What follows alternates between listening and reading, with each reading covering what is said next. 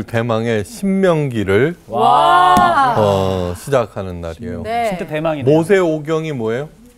창세기, 레위기, 출애굽기, 민수기, 신명기. 네. 신명기가 저기 모세오경의 마지막 책이에요. 네. 예. 근데 저는 개인적으로 신명기를 좋아해요. 왠 좋아하세요? 신명나서? 아니요. 단호하게 아니라고 그러시죠. 네. 같은 신실에서. 차라리 신명이 낫지 않나? 아니 근데 신명기라는 성함 가지신 분들이 꽤 계실 거예요. 있어요. 네. 네. 그래서 좋아해요.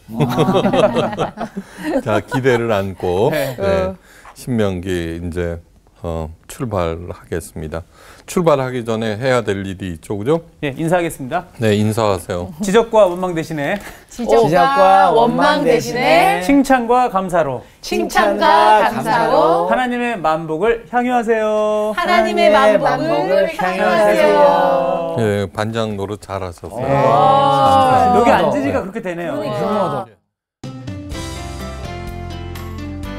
오늘 수업 신명기 1강 신명기 생명샘을 찾아가는 이정표.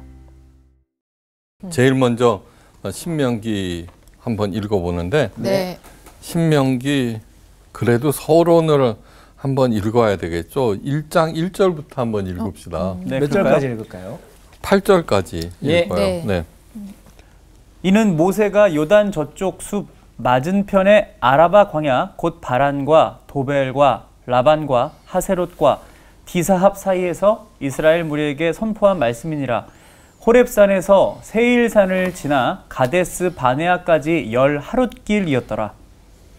40째 해 11째 달 그 달 첫째 날에 모세가 이스라엘 자손에게 여호와께서 그들을 위하여 자기에게 주신 명령을 다 알렸으니 그때는 모세가 헤스본에 거주하는 아모리 왕 시온을 쳐 죽이고 에드레이에서 아스다롯에 거주하는 바산 왕 옥을 쳐 죽인 후라. 모세가 요단 저쪽 모압 땅에서 이 율법을 설명하기 시작하였더라. 일렀으되 우리 하나님 여호와께서 호렙산에서 우리에게 말씀하여 이르시기를 너희가 이 산에 거주한 지 오래니 방향을 돌려 행진하여 아모리 족속의 산지로 가고 그 근방 곳곳으로 가고 아라바와 산지와 평지와 네겝과 해변과 가나안 족속의 땅과 레바논과 큰 강 유브라데까지 가라. 내가 너희의 조상 아브라함과 이삭과 야곱에게 맹세하여 그들과 그들의 후손에게 주리라 한 땅이 너희 앞에 있으니 들어가서 그 땅을 차지할지니라. 네, 됐습니다. 지금 현재 어디에 있느냐 그러면은 네. 지중해. 이거는 갈릴리 호수, 요단강, 사해.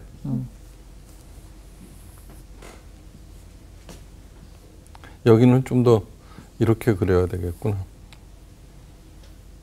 나일강, 네. 홍해, 그 다음에 시내 광야. 알겠죠? 네. 사해.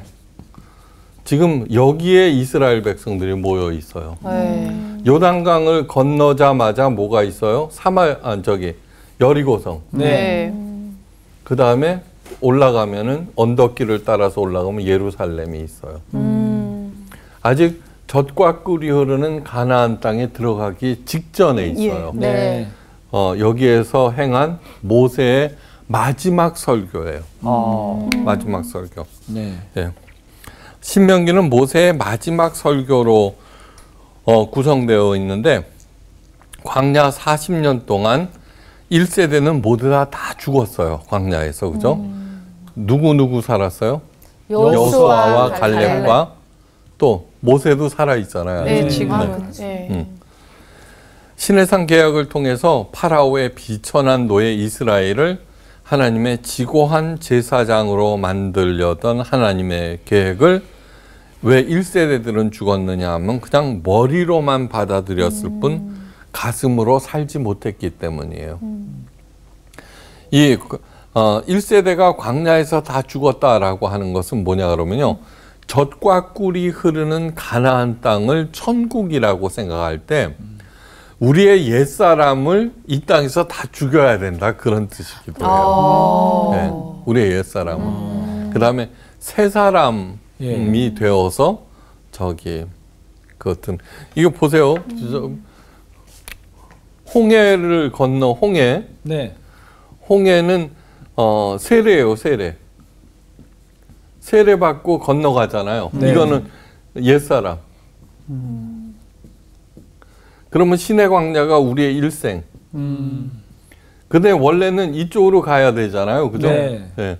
그런데 가데스 바네아에서 겁에 질려서 못 들어가서 이렇게 우회하게 된 거예요. 그러면 적과 꿀이 흐르는 가나안 땅은 천국. 여기에서 1세대가 죽었다라고 하는 것은 우리의 옛사람을 다 죽여버려야 천국에 들어갈 수 있다는 예. 모세오경에 기록되어 있는 그 역사는 우리의 일생을 얘기하고 있는 거예요. 그러니까 뭐 그 옛날의 역사 그런 것이 아니라 내 자신을 예, 봐야 된다는 거죠. 특히 그 뭐시죠? 삼중살이라는 거 있죠. 어떤 성읍을 점령하면은 말의 힘줄을 끊고 모든 성읍을 불태우고 모든 사람을 죽여라. 이것이 뭐냐 그러면 내 안에 남아있는 옛사람을 다 죽여야 된다. 이것을 상징하는 것이지. 예. 그러니까 말의 힘줄은 뭐예요? 돈의 힘, 네 가문 그런 것 본토 친척 아비집을 떠나야 돼. 네. 그런 거에 의지하지 하면 안 돼. 오직 여호와 하나님만을 의지하거라 그 소리예요. 네. 그리고 다 불태워라. 네. 너 안에 있는 욕심 다 불태우고. 그 다음에 거짓된 이방적인 요소들을 다 죽여라. 그러니까 그 안에 있는 이방인들을 다 죽이라고 하는 거. 우리들 한번 보세요. 얼마나 미신적인 요소가 여전히 남아있는지 한번 생각해 보세요. 그러니까 모세의 마지막 설교. 네. 약속의 땅 가나안을 목전에 두고 다시 태어난 2세대들에게 행한 마지막 고별 설교에서 모세는 무엇보다도 순종을 당부하고 있어요. 순종. 네. 그래야 생명이 살고 그 생명이 더욱 풍성해진다고 강조하고 있어요. 이 순종은 하나님의 사랑을 머리로만 인식하고 끝나는 것이 아니라 가슴이 뜨거워지고 손으로 행하는 자발적이면서도 총체적인 순종을 의미해요. 네. 자, 신명기라고 하는 이름이 어떻게 지어진 것이냐. 사실 뜬금없어요. 히브리어 성경책 이름은 통상 제 책 첫머리에 나오는 단어나 구절 혹은 그 책의 중심 인물의 이름을 따서 명명하는데 네. 이 신명기만은 유일하게 예외예요. 유일하게 예외예요. 뭐 신명기라고 하는 것도 웃기잖아요. 왜 신씨를 썼는지 그건 모르겠어요. 네. 그런데 이 이름은 신명기 17장 18절에 나오는 이 율법서를 등사하여라는 말을 근거로 네. 율법의 복사라는 뜻의 미신의 하토라라고 명했어요. 미신의 하토라. 예. 17장 18절에 나오는 거 등사 알아요? 등사 이렇게 막 네. 예, 그거 아시는구나. 전 처음 들어요. 네. 그 신세대. 옛날에는요, 이렇게 기름종이에다가 철필로 썼어요, 글씨를. 철판을 놓고. 그게 있어요. 등사용품이라 그래요. 그러면은 기름종이에다가 그 글씨를 쓰면은 그 기름이 벗겨질 거 아니에요. 구멍이 날 거 아니에요. 그걸 갖다가 이렇게 등사기에다 붙여요. 그리고 시커먼 잉크 이쪽을 쫙 밀어요. 그러면 그 글씨 쓴 데는 구멍이 나 있으니까 글자가 바뀔 거 아니에요. 그걸 등사라고 그랬어요. 죄송해요. 옛날에 그랬어요. 라떼. 알고 있다는 사실이 나 모르고 있었네. 나 처음 들었어요. 예, 하여간 됐어요. 예. 그래서 율법의 복사라는 뜻의 미신의 하토라라고 히브리어는 그렇게 불러요. 훗날 히브리어를 헬라어로 번역하는 과정이 70인역이라고 했는데 그 당시 뭐냐면 헬라어가 공통어였거든요. 헬라어. 네. 그걸 갖다가 그 히브리어를 헬라어 알죠? 그리스어. 네. 그러니까 만국 공통어로 번역하는 과정이 있었는데 그것이 70인역이라고 그래요. 70인역. 네. 그 신명기 17장 18절 율법의 복사 그를 옛날에는 그 성경책을 이렇게 썼잖아요. 네. 예. 기록했잖아요. 그거로. 그것을 잘못 이해해서 제2의 율법이라는 뜻을 지닌 듀트로노미온이라고 그랬어요. 그래서 영어로 신명기를 듀트로노미 그러거든요. 듀트로노미. 굉장히 어려운 단어예요, 사실. 그때밖에는 들어본 적이 없어요, 신명기는. 듀테로노미온이라고 하는 제2의 율법. 그러면 그 율법을 갖다가 기록하라고 하는 거하고 네. 제2의 율법하고는 큰 다른 의미죠. 네. 그죠? 다른 의미죠. 그래서 70인역을 기준으로 한 다른 번역서들도 이에 따르게 되었어요. 그러니까 여러 그 언어로 다시 번역이 될 거 아니에요. 네, 네. 그때 제2의 율법이라고 하는 뜻을 가진 언어로 각국 언어들이 그 네. 책을 정하게 되었어요. 네. 한글 성경 역시 70인역의 명칭을 의역하여서 신명기라는 그 뜻은 계명을 자세히 설명하다라는 뜻이래요. 네. 그 명령, 네. 신명할 때 네. 명을 하여간 신시 자세히 설명하다. 그래서 제가 성서학당 그 강사가 된 것 같아요. 자세히 설명. 이게 다 연결이 성경을, 되는구나. 이렇게 또. 그래서 신명기로 정해졌어요. 네. 그러니까 신명기는 계명을 자세히 설명하는 책이라는 뜻이에요. 네. 신명기는 3편의 설교로 구성되어 있는데 지나간 40년 세월에 대한 회상. 네. 1장 1절에서 4장 43절까지 되고 두 번째는 하나님의 선민으로서 지켜야 할 생활 규범. 예. 4장부터 26장까지. 네. 그리고 순종 여부에 따른 하나님의 보상에 관한 내용이 27장부터 34장까지 기록되어 있어요. 구약에서 가장 중요한 인물이 누구예요? 모세. 네, 모세예요. 모세. 네. 그러면 퀴즈. 네. 예언자 중에서 가장 중요한 예언자가 누구? 예언자요? 예. 스가랴. 이사야? 한번 해보세요. 다. 네. 엘리야. 네, 맞아요. 엘리야. 엘리야. 어떻게 알았죠? 모르겠어요. 느낌. 느낌 아니, 변화산에서 변화 다 모였잖아, 맞아. 예수님 변화산 아, 사건 알죠? 네. 그때 모세와 엘리야가 맞네요. 등장하잖아요. 맞아. 예, 그건 왜 그러냐면 모세는 율법을 대표하는 대표하고. 자고 네. 엘리야는 예언을 대표하는 자로서 나타난 대표들만. 거예요. 그렇구나. 그래서는 그 율법과 예언의 합집합이 예수님이다. 네, 예, 그러면서 그들이 뭐냐면 예루살렘에 가서 예수님이 별세할 것이다라고 하는 것을 말씀한 다음에 사라지죠. 그러니까 이 얘기는 예수님의 십자가 사건은 모세의 율법, 아니 모세에 의해서 대표되는 율법과 엘리야에 의해서 대표되는 예언이 십자가 사건에서 완성된 것이다. 라고 하는 것을 가르쳐 주는 것이죠. 아무튼 신기해. 진짜 어떻게 이렇게 맞아떨어질까? 다 그치? 맞아떨어져. 아, 그건 너무너무 당연한 것이죠. 맞는데 또 놀랍네요. 예, 저는 이렇게 그 사도 바울의 말이나 성경책을 쭉 읽으면서 어떻게 알았을까 그런 생각이 들어요. 뭐냐 그러면 빌립보서 4장 14절인가 뭐냐 그러면 너희 구할 것을 감사함으로 아뢰라 그러잖아요. 네.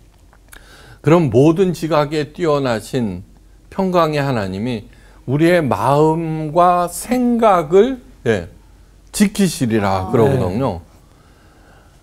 어떻게 알았지? 아니, 그러니까 그건 너무너무 당연하지만 그것을 쓸 때 사도 바울이 무슨 심리학자도 아니잖아요. 그렇죠. 그죠? 예. 심리학자도 아닌 거예요.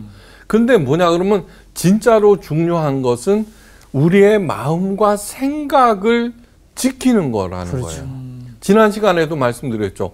보혜사 성령께서 내려와서 뭐예요? 너희에게 모든 것을 가르치시리라. 네. 보혜사가 뭐예요? 위로하는 자거든요. 위로를 어떻게 받을까? 돈이냐 건강이냐 그런 것이 아니라 예수님의 가르침이 생각날 때 내가 위로를 받고 격려를 받고 아무리 밑바닥에 내려와 있더라도 새 힘을 얻고 부활한다는 그거거든요. 네. 그러니까 그거는 21세기 심리학의 최고봉을 얘기하는 거예요. 최고봉. 네. 이게 그런 것들이 놀라워요. 그런 얘기를 어떻게 알았지? 예, 하는 거. 그러니까 급시 단순하게 이렇게 하는 것이 아니라 문자 그대로 성경책을 믿는다라고 하는 것은 이런 거예요. 정말 감사함으로 아뢰는 거 위기 때 네. 아무 염려하지 말거라. 네. 세상 근심과 역경은 뭐예요? 세상이 주는 것이라고 그랬어요. 사망에 이르게 한다고 그랬어요. 그러니까 뭐냐 그러면 근심과 걱정하지 말아야 돼요. 어떤 일이 딱 생겼을 때, 네. 그죠? 덜컹하고 이걸 어떻게 하지? 그러고 가뜩이나 잘 안 도는 나쁜 머리로 이걸 돌리지 말고요. 얼른 감사함으로 아뢰는 거예요. 아뢰는 게 뭐예요? 아뢰옵니다, 임금님. 그러면서 실상을 낱낱이 하는 것이죠. 윤정이가 돈을 빌려갔는데 안 주고 있습니다. 그 돈은 나한테 얼마나 필요한 것인지. 어떻게 알았지? 하나님께서 그 마음을 돌려서 곧 갚게 하실 것을 믿습니다. 감사합니다. 감사함으로 아뢰는 거예요. 그 사정을 이렇게 해주십시오라고 처방을 내리는 게 아니에요. 네. 아뢰는 거예요, 그냥. 그러면은 그 기도를 통해서 가장 먼저 드는 것은 내 마음과 생각, 마음은 안정을 얻고 생각은 바르게 돌아간다는 거예요. 네. 근데 그렇게 해보시라는 거예요. 해보시라는 거예요. 네. 그러니까 자꾸 그렇게 하잖아요. 그러면 어떤 일이 생겨도 별 걱정 안 해요. 우리가 아무리 해도 잘 안 되는 게 뭐예요? 내 사랑하는 가족들 그 사랑하는데도 변화가 됩니까? 안 되죠. 네. 근데 어떻든 하나님의 말씀을 전함으로써 변화된 사람들을 만나거든요. 네. 그러면 당연히 천국에 가는 것이지 뭘 걱정하겠어요. 하여간 됐어요. 네. 모세요. 그의 고별 설교는 예수님께서 제자들에게 행하신 마지막 설교, 네. 고별 설교, 요한복음 14장과 16장, 14, 15, 16. 네. 15장이 뭐예요? 나는 포도나무요, 너희는 가지니 그거예요. 네. 그다음에 14장은 너희는 마음에 근심하지 말라. 네. 나 하나님을 믿고 또 나를 믿으니 그게 요한복음 14장이에요. 예. 예, 땅에서는 구경조차도 못하는 진주들의 보고 성경 말씀 중에 그 중에 신명기의 내용을 머리로 잘 이해하시기를 또한 가슴으로 살아내서 하나님의 지고한 제사장으로서 땅에 떨어진 하나님의 거룩한 이름과 기독교의 가치를 드높일 수 있기를 바라요. 네. 그 기대를 안고 신명기를 이제 풀어나가기 시작하는 거예요. 네. 자, 그러면은 덤으로 네. 그렇게 행할 때 덤으로 주어지는 게 뭐죠? 풍성한 인생이에요. 네. 네. 저는 지금까지 한 번도 교회 부흥이나 헌금 전도에 대해서 설교한 적이 없어요. 아, 진짜예요. 저는 뭐냐 그러면은 제가 하나님의 마음을 잘 깊은 마음을 읽어드려서 각자 마음이 제가 말씀드린 하나님의 마음과 부딪혔을 때 스파크가 일어나고 그러면은 자기가 해야 할 일이 무엇인지 알게 되고요. 예. 그래서 이렇게 하는 거예요. 그래갖고는 뭐 저절로 돌아가는 것이죠. 그러면은 이제 신명기를 대하는 방법, 네. 대하는 방법, 길이 무엇인지. 지난 시간에 뭐냐 그러면은 인간의 두 가지 못 고치는 병이 철조망병, 아, 네. 예. 뭐든지 악하게 만드는 병. 두 가지라고 그랬어요. 그러니까 그걸 갖다가 최고로 경계해야 돼요. 그 철조망 병은 뭐예요? 거기에 한창 갇혀 있다 보면은 철조망이 없어졌는데도 여전히 갇혀 있는 것. 네. 네. 그러니까 하나님께서는 눈에 보이지 않는 철조망, 예. 자기가 갇혀 있는지도 모르는 그 철조망을 보게 하시고 그 다음에 깨트려 버리시는 거예요. 예. 깨트려 버리시는 거예요. 그러니까 진리가 너희를 자유케 한다 그랬죠. 그러니까 예. 자기가 하나님의 말씀을 통해서 지금 내가 어디에 갇혀 있구나. 갇힌 병의 가장 큰 특징은 집착이에요. 집착. 내가 어디에 집착하고 있으면 거기에 갇혀 있는 거예요. 네. 이사야서 10장에 뭐냐 그러면 내가 의뢰하는 그 모든 것들을 하나님께서 제하여 버리시리라. 그렇게 시작하면서 제일 먼저 물을 얘기해요. 물 없이는 못 살잖아요. 못 살죠. 네. 그 다음에 중동 지방에서 물은 생명 아니에요. 예.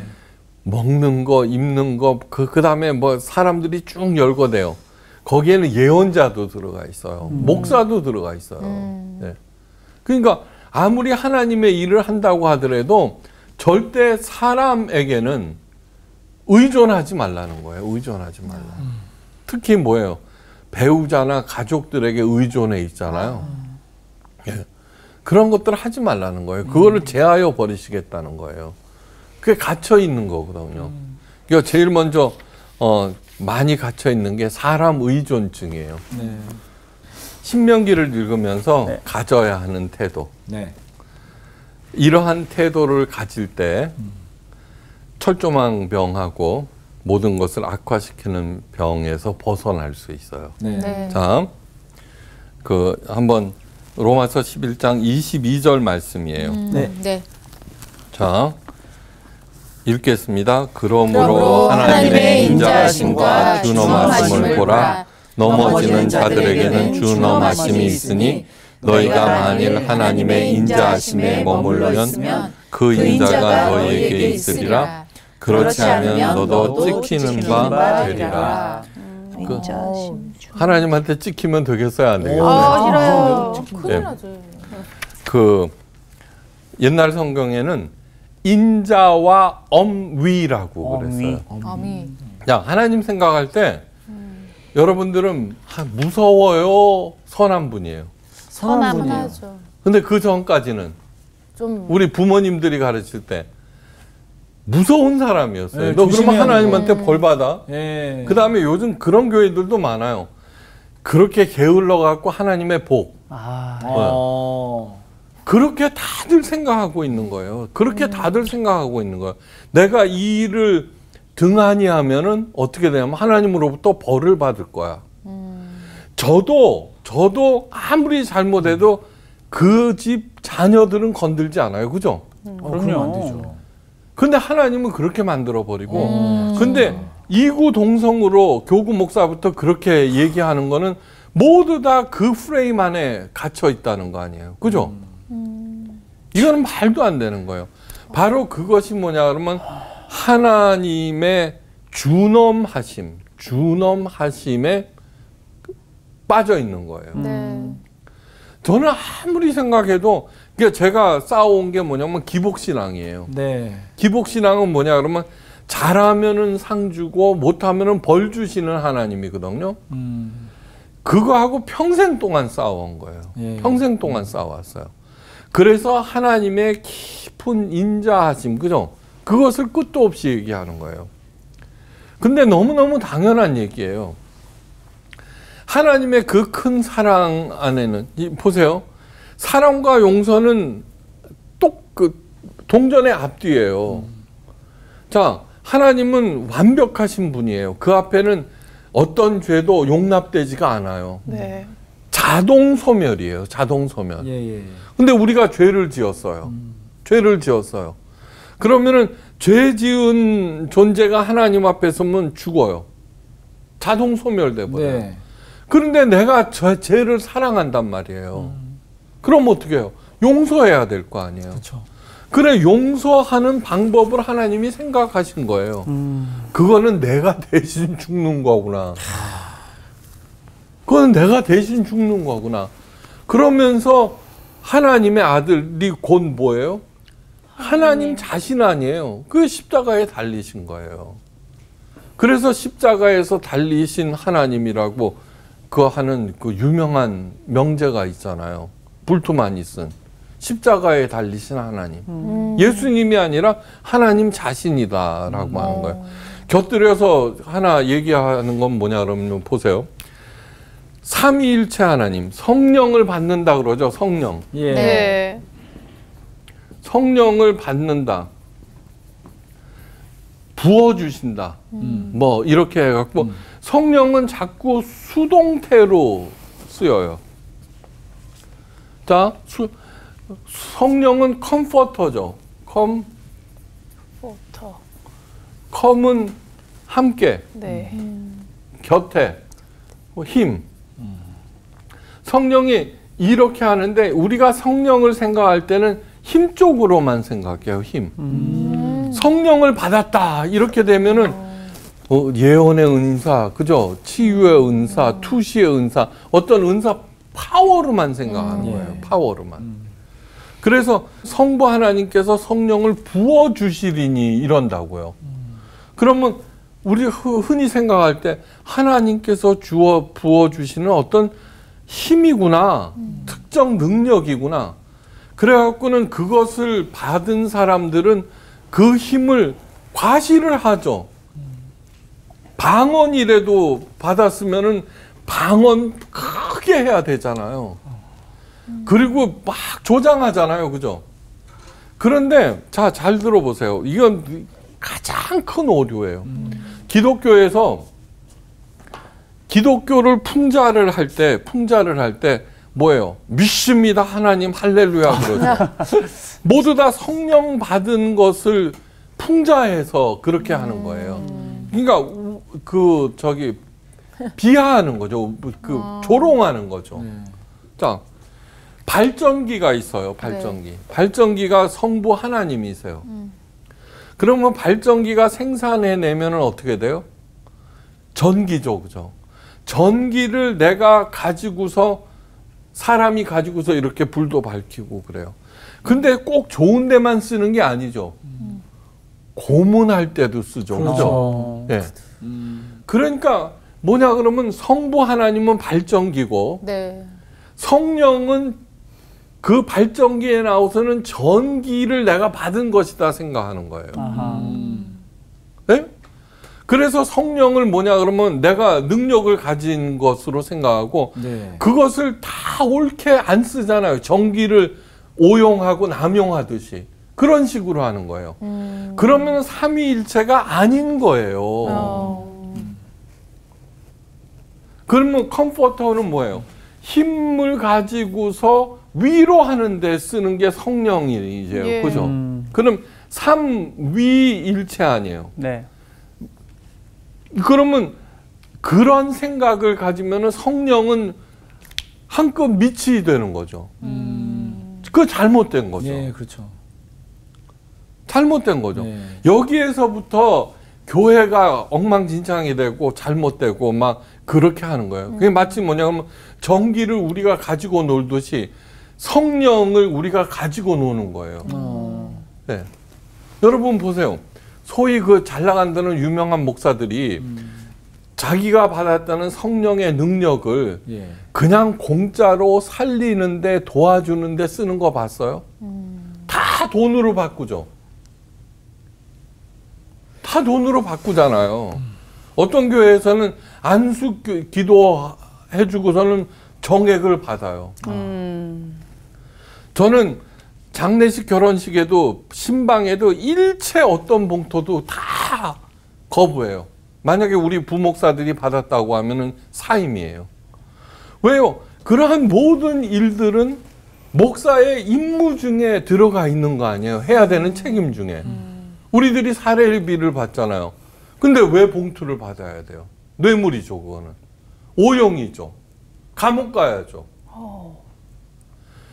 너무너무 중요한 얘기를 하는 거예요. 이건 뭐냐 그러면은 성령은 뭐예요? 모든 것을 가르쳐 예수님께서 행하신 모든 것을 생각나게 하죠. 그러면서 하는 얘기가 예수님께서 너에게 평안을 주노라 그러는 거예요. 이게 뭐냐면 예수님의 고별 설교 중에 나오는 거예요. 그러면서 내가 주는 평안은 세상이 주는 평안이 아니다. 네. 그러면서 너희 기쁨을 충만케 하려 합니다. 이렇게 하는 거예요. 네.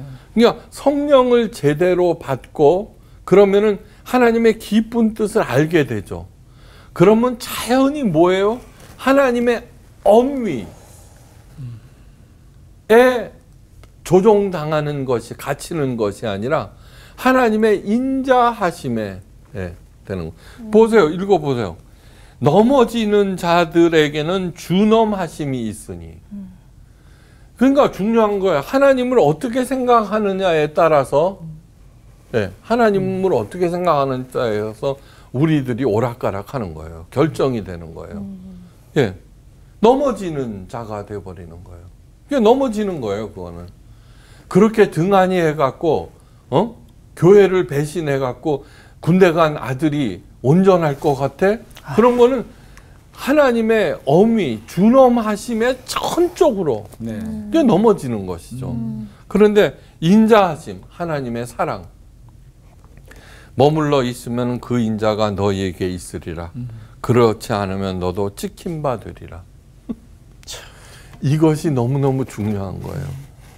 신명기를 읽을 때 여러 가지 규칙들이 나올 거예요. 여러 가지 규칙들이 나오는데 그 규칙들은 울타리가 되어서는 안 돼요. 나를 가두게 하는. 그래서는 신명기가 뭐냐 그러면 생명으로 인도하는 이정표라고 그랬던 거예요. 네. 우리가 잘할 수 있어요, 없어요? 있어요. 우리 아니, 힘으로는 어렵죠. 그럼 잘한다고 열심히 뚜벅뚜벅 가더라도 실수가 있죠. 네. 그렇죠. 네. 그럼요.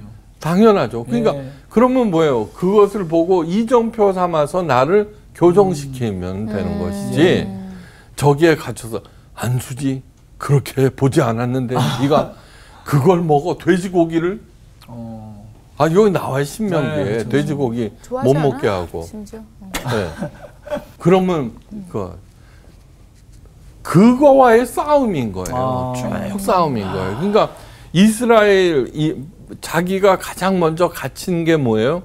바리새인들이죠. 율법에 갇혀 있죠. 그러면서 다른 사람들까지도 가둬놓죠. 마침내는 예수님을 가두려고 하다가 계속 빠져나가니까 십자가에 달아서 죽여버리죠. 그런데 저는 이 십자가 사건이 너무너무 의미가 있는 거예요. 인간의 그 외면과 이기심에 의해서 예수님이 태어날 때 어디에서 냄새나는 말먹이통 외양간 가보셨어요? 냄새가 얼마나 지독한지. 맞아요. 거기에 누워 계세요. 그런데 놀랍게도 우리 하나님께서는 그것을 이 아기가 메시아라는 표적으로 삼으세요. 이런 게 어디 있어요, 세상에. 성경에는 너무너무 그냥 뭐든지 다 우리들이 행하고 있는 그 잘못을 고치는 표적으로 다 그러니까 그 안에 담겨 있는 새로움을 갖다가 찾아내기만 하면은요, 대단한 거예요, 대단한 거. 그러니까 이게 무슨 뜻이냐 그러면 성경에 기록되어 있는 그 안에는 해 아래 새로운 것이 없잖아요. 솔로몬이 한 얘기. 뭐든지 다 새로운 거예요. 뭐든지 다 새로운 거예요. 그런데 그 새로움을 창출하는 유일한 방법이 뭔지 알아요? 사랑이에요, 사랑. 근데 인간의 사랑은 뭐예요? 집착이 있을 수도 있고 편견이 있을 수도 있고 그다음에 소유욕에 의한 것일 수도 있고 예, 사랑한다 그러면서 부딪히는 이유는 각자가 다 한계적인 거예요. 근데 하나님 사랑은 뭐예요? 이 양반이 너무너무 완벽한 분 아니에요. 그래서 내가 부딪혀서 내가 할 때 자 사랑의 대상은 뭐냐 그러면 지정의가 있다는 거예요. 우리가 왜 사랑의 대상이 되느냐 그러면 지정의가 있기 때문이에요. 그런데 인간들한테는 한계가 있으니까 서로 부딪히고 그게 변화였는데 이 양반은 아니잖아요. 그러니까 완벽한 분이 나의 사랑의 대상으로 서셨고 그분께서 해주시는 말씀이 절대 기준이 된다는 것처럼 뿌듯한 게 없는 거예요. 그러니까 뭐냐 그러면 언제든지 어떤 일이 있더라도 아무리 심각하고 엄격한 것이 있다고 보세요. 삼중살 그러면 와 이제 내가 그렇게 죽겠구나 이렇게 생각하지만 저는 하나님의 인자하심에 의지하는 거예요. 그럼 도대체 그 사랑의 하나님이 왜 이런 명령을 내리셨을까를 인자함으로 풀어나가잖아요. 사랑으로. 네. 내 안에 있는 그런 이방적인 요소를 깔끔하게 다 죽이라는 거구나. 철저하게 하나님만 의지하라는 것이구나. 그렇게 해석이 나오잖아요. 그러니까 저는 뭐예요? 살아나죠, 자꾸. 하나님한테 안 지키죠. 안 지키잖아요. 어디에 갇혀 있지도 않잖아요. 네. 뭐에? 하나님의 인자하심에. 여러분 보세요. 어떤 분이 평생 동안 고등학교에서 서무과장으로 일하셨어요. 제가 아는 분이에요. 근면, 성실, 정직, 아주 정직해요.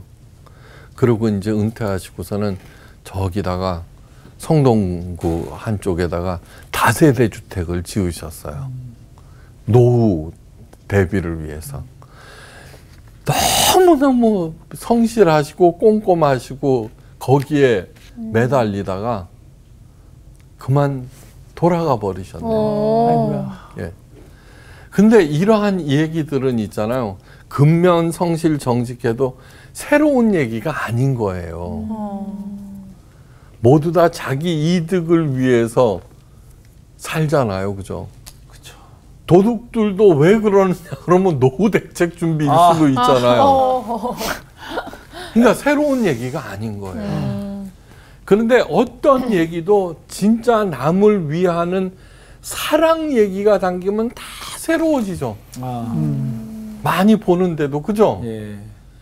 그러니까 우리 하나님께서 거기에 사랑을 담겨 놓은 거예요.